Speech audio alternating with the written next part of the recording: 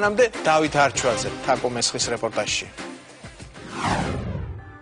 დღეს ვარ ჩემთვის უშუალო ახალ ამბულაში, ჟურნალისტის ამბულაში და გადავწყვიტე რომ ავარჩიო ჩემთვის ძალიან მტკივნეული და ყველასათვის ძალიან მტკივნეული თემა, რომელიც აი ამ ჩულების სიცოცხლის გადარჩენას ეხება.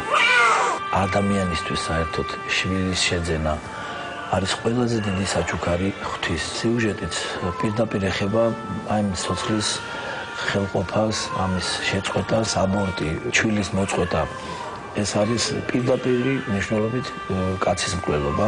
თუ იმეს უნახავს ეს შემზარავი კადრები, ალბათ ვერც გაუძლებს ადამიანის გული და სული და თვალი ამის ყურებას. იმდენად საშინელებაა, როდესაც პატარა ჩვილი იბრძვის იმისთვის, რომ გადარჩეს და ამ კადრების სიმძიმის გამო ამ სიუჟეტს არ გაჩვენებთ.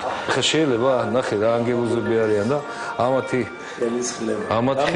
7-8 კვირის ემბრიონი უკვე სრულუფლებიანი მოქალაქეა. აბსოლუტურად. უბრალოდ ზომებში ასხვაობა და ვიზუალიზაცია არ ხდება იმის. სამშობლოს შესასვლელში არის ჩამოკიდებული დიდი სტენდზე დეკანოს თამას ჯოხელის ლექსი. მუცლად ყოფი შვილი ელაპარაკება დედას.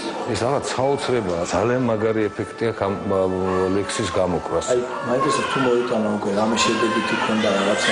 სამი შემთხვევა გვაქვს ჩვენ. აი სულ ახლახან იყო, როდესაც დედამ აბორტზე და აბორტის შვილობაა იგივე რა. უარი თქვა.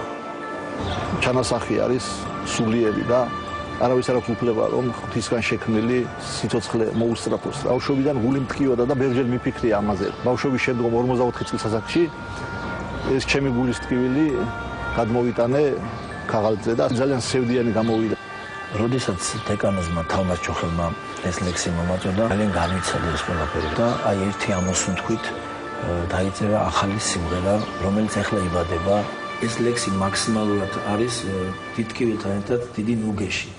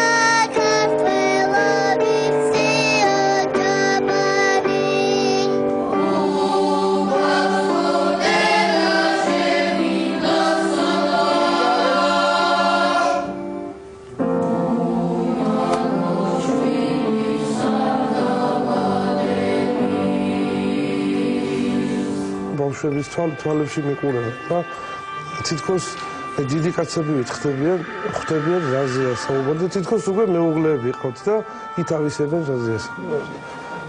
იმდენად მელოდია, იმდენად გულიდან ამოსულია. ჩვენ ყველას იმედი გვაქვს ძალიან დიდი ავტორებსაც და შემსრულებლებსაც, რომ ეს სიმღერა თავისას იტყვის და რაც მთავარია, გადარჩება ძალიან ბევრი ლამაზი სიცოცხლე.